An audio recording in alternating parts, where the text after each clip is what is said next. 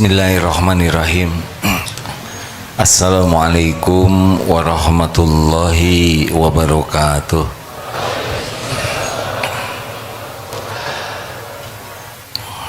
Alhamdulillahi rabbil alamin. Alhamdulillahilladzi anzala sakinah fi qulubil mu'minin liyazdadu imanan ma'a imanihim. Allahumma salli wa sallim wa barik ala sayyidina Muhammad wa ala alihi wa ashabihi ajma'in. Ya Allah, ya Sami, ya Bashir, ya Qarib, ya Rahman, ya Rahim. Allahumma inna nas'aluka ilman nafi'an wa rizqan tayyiban wa amalan mutaqabbalan. Allahumma aftah lana hikmataka ya Allah wansur alaina rahmataka ya dzal jalali wal ikram. Allahumma a'inna ala zikrika wa syukrika wa husni ibadatik. Allahumma inna nas'aluka imanan kamilan wa yaqinan shadiqan wa qalban khashi'an wa lisanan zakiran. Duhai yang maha menatap, berkahi majlis ini, limpahi kami dengan ilmu yang membuat kami yakin padamu, yang membuat sisa umur ini seluruhnya istiqomah di jalanmu.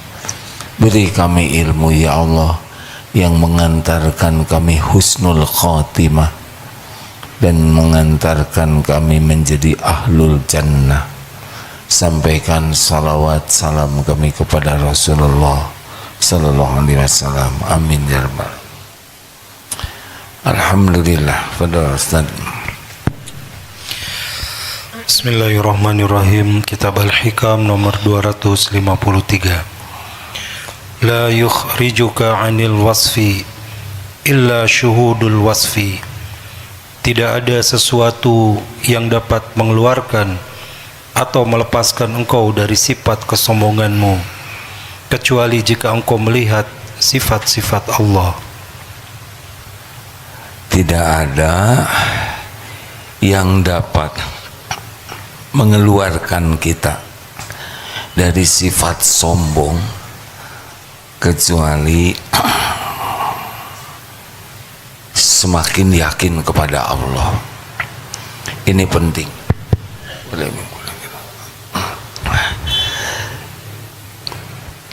Dosa yang sangat dibenci Allah adalah syirik. Inna syirka la zulmun azim. Sesungguhnya syirik itu kezaliman yang sangat besar.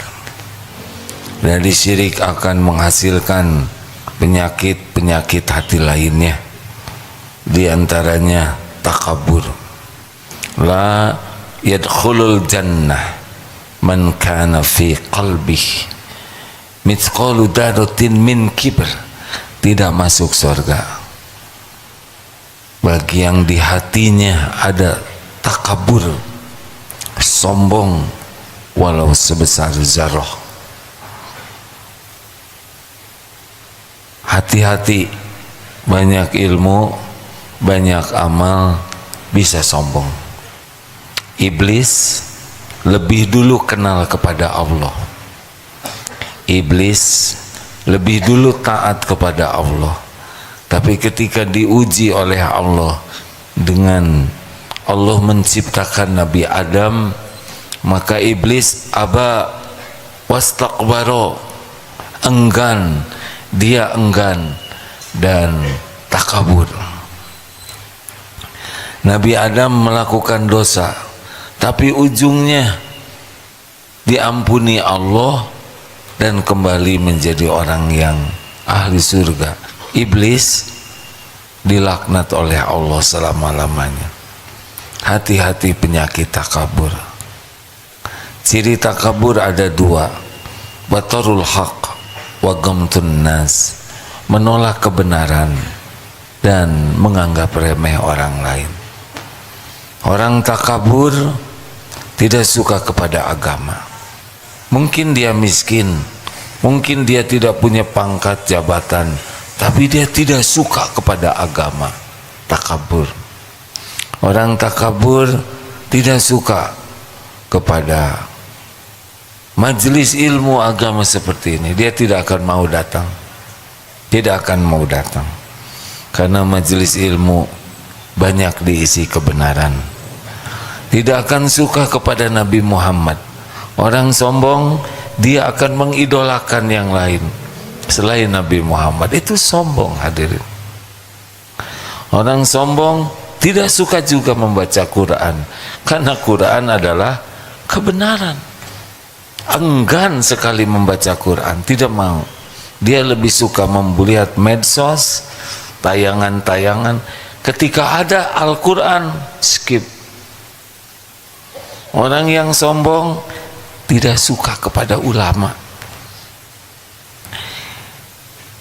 Di konteksnya mungkin tidak ada ulama, sibuk saja dengan berbagai nama pecinta dunia, mungkin cenderung tidak suka dekat dengan ulama dan makin sombong meremehkan ulama, seakan-akan ulama itu bukan sesuatu yang penting di negeri ini, padahal pewaris Nabi.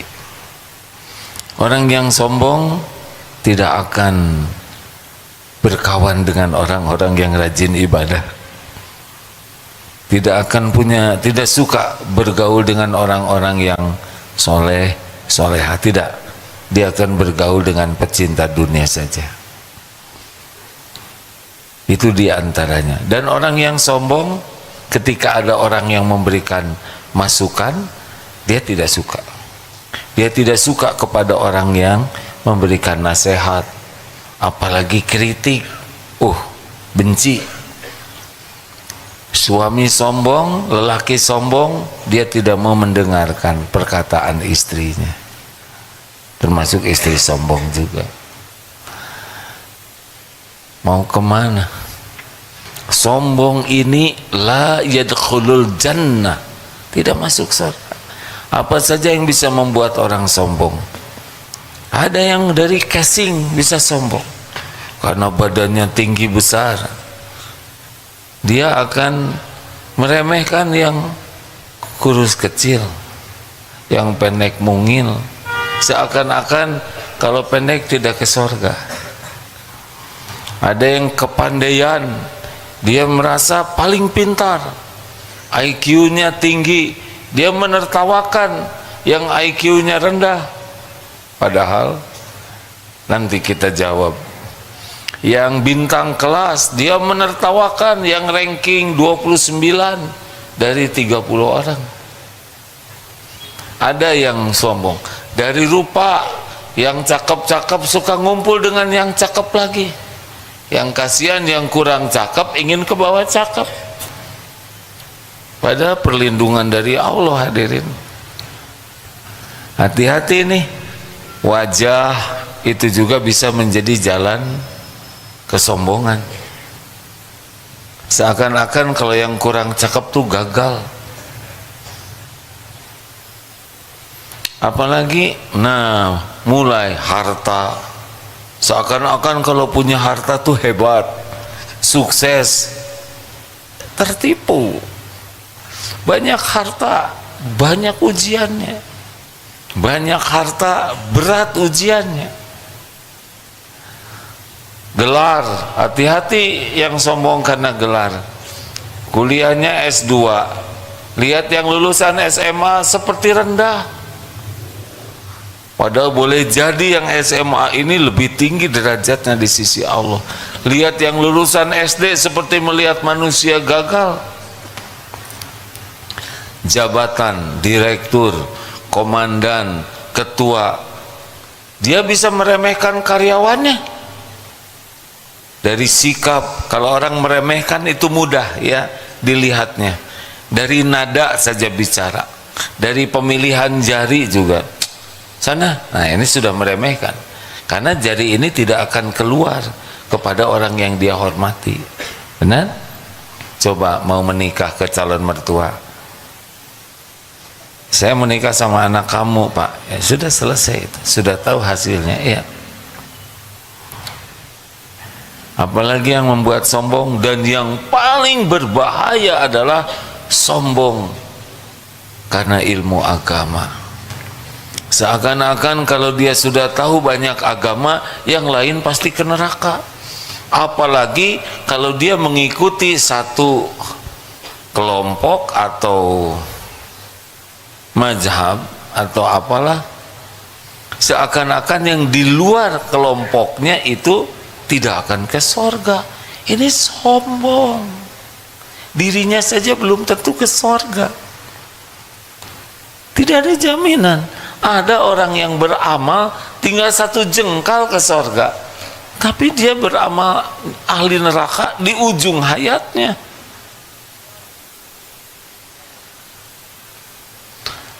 Dan bahaya sombong karena ibadah.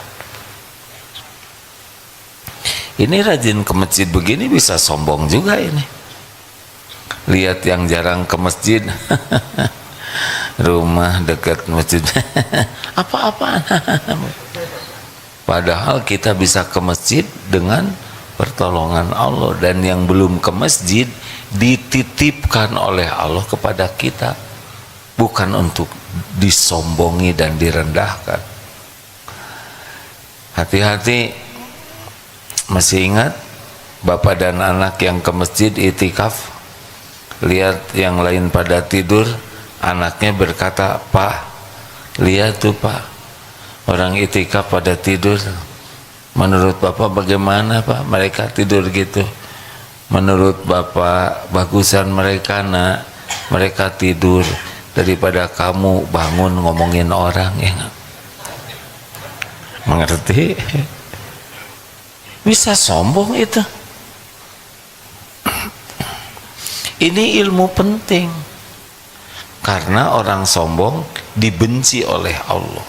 Iblis kenal ke Allah, iblis duluan taat ke Allah, tapi kena penyakit sombong. Wa ma tawaddu'a ahadun lillah illa rafa'ahullah. Tiadalah orang yang rendah hati karena Allah kecuali Allah mengangkat derajatnya. Nah, lawannya dari takabur adalah tawadu. Orang yang rendah hati, di sana ada pasangannya, wa ma tawaddu'a ahadun lillah illa rafa'ahullah. Tiadalah orang yang rendah hati karena Allah mengangkat derajatnya. Memang ada yang rendah hati, ada namanya tawadu, acting.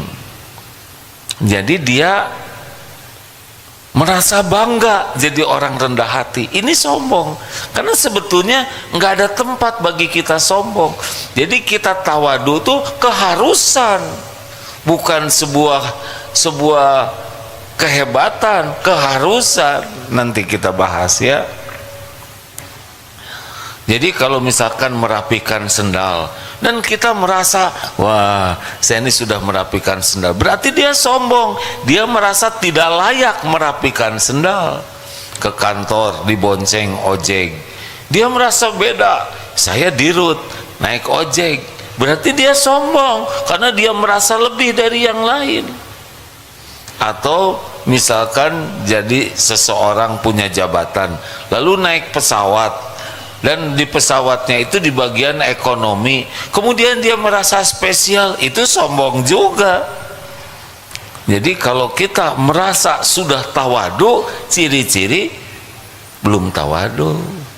Bingung ya. Ada yang tawadu itu acting supaya dihormati, jadi judulnya merendah untuk menaikkan. Paham tak? Oh, tapi harapannya, oh dia rendah hati, pakai baju sederhana, Oh, orang itu tawadu, pakai motor, kendaraan yang sederhana, ingin dipuji. Ini acting semua. Ke kantor naik kendaraan, tapi semuanya bukan karena Allah, semuanya karena ingin agar diketahui dirinya tawadu supaya lebih dihormati. Tidak termasuk tawadu. Wah, berat ya. Jadi gimana obat tawadu yang asli? Obat tawadu yang asli seperti tadi itu yang disampaikan. Mana Ustaz? Saya hilang nih. Jadi kita hanya baru bisa lepas dari kesombongan kalau kita meyakini dengan sifat-sifat Allah. Satu, apa yang membuat kita bisa lepas dari sombong? Yang pertama, kita harus yakin, hakul yakin, wa ma bikum min ni'matin fa minallah. Nikmat apapun yang ada padamu yang membuat orang menghormati, menghargai, memuji, pasti itu adalah milik Allah. Yang tadi tuh yang suka bangga dengan casing, gagah, cantik. Saya tidak menyebut kalau perempuan gimana gitu, nanti terbayang saudara saya yang punya dosa titik-titik i ya. Pintar, langsung cut, ini adalah milik Allah. Allah yang memberi, bukan karena hebatnya ikhtiar, tidak, karena Allah mau saja. Tubuh Allah yang ngebentuk tubuh seperti ini, cerdas Allah yang ngasih otak, kuat Allah yang ngasih otot, pintar bisa kuliah Allah yang menguliahkan. Pokoknya apapun yang bisa membuat kita sombong harus yakin ini adalah milik Allah. Satu itu ya. Yang kedua, ini adalah ujian dari Allah. Itu yang harus kita yakini itu. Ini adalah ujian dari Allah. Jadi bukan ini adalah kesuksesan. Jadi kalau saudara diberikan sesuatu oleh Allah ya, satu ini milik Allah, yang kedua ini ujian buat saya. Nah, orang yang takabur, ini milik saya, ini hasil saya, ya kan? Berapa banyak Korun, tahu siapa Korun? Korun itu orang beriman, bukan ateis, bukan musyrikin, dia beriman. Korun itu hafal Taurat, tapi Korun jatuh karena dia merasa kekayaan itu adalah miliknya, hasil jerih payahnya. Hati-hati nih kalau sudah merasa memiliki dan merasa hasil diri, sudah akan bermasalah. Ini hasil perjuangan saya, ini dulu ide saya nih, sesudah saya pikirkan, kemudian saya bekerja keras. Benar kita mikir, benar kita bekerja keras, tapi otak ini bisa mikir pasti dengan petunjuk Allah. Kita bisa bekerja keras, siapa yang menguatkan?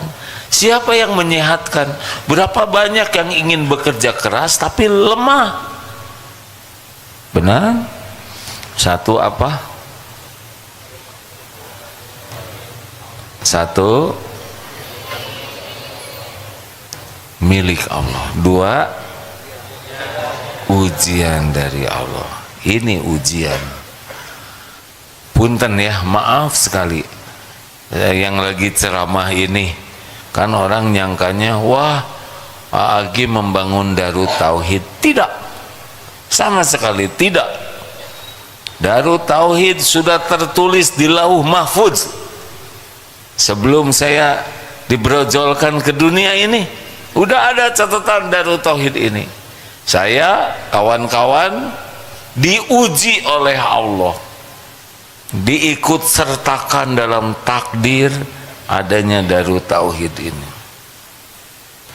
Tidak ada makhluk ini, tidak ada teman-teman, tidak ada yang bisa menghalangi apa yang Allah rencanakan. Jadi saja, kun wayakun.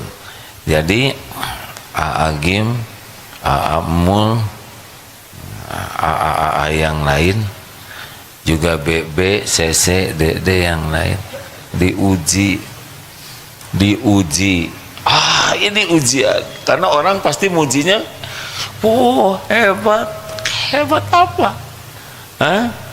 Bagaimana caranya membangun pesantren? Gimana? Saya juga kurang ngerti. Sebab mikir begini juga nggak kepikir. Bagaimana membangun pesantren?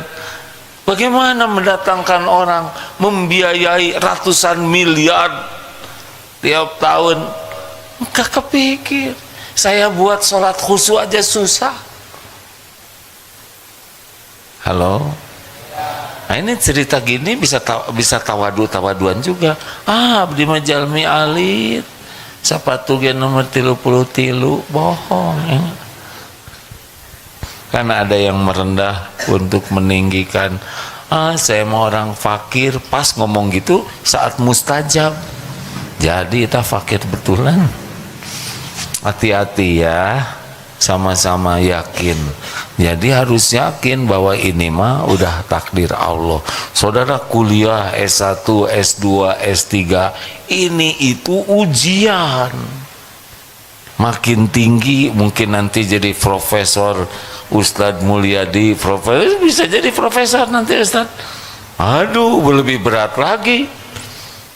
Nanti orang lebih menghormat Prof. Aduh. Sama Kiai, padahal ini ujian. Itu kuncinya. Ini dari Allah, milik Allah, ujian. Ada yang ketiga, supaya kita tawadu. Yang ketiga, Allah itu tahu siapa diri kita yang sebenarnya. Aib, dosa, maksiat, tahu persis. Maaf ya, supaya nggak kemana-mana aja. Ini Allah tahu persis siapa yang sedang ceramah ini, ilmunya, amalnya, dosanya, maksiatnya, kecocokan antara ceramah dengan kelakuannya. Tidak ada yang tahu. Yang paling tahu Allah. Dan juga ada satu lagi yang tahu. Siapa? Siapa? Diri sendiri. I know who I am. Nah, kita jadi sombong karena kita ketipu oleh penilaian orang.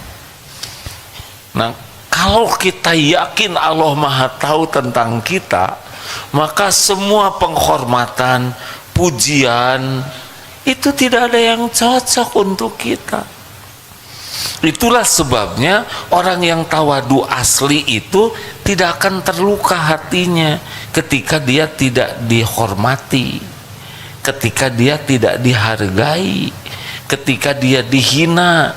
Tidak terluka karena dia tahu bahwa dirinya itu enggak cocok dengan penilaian orang. Dia tahu saya ini bodoh, saya ini banyak dosa, saya ini hina. Dan ketika ada orang yang menghina, ya itu mah bukan penghinaan, dan memang begitu.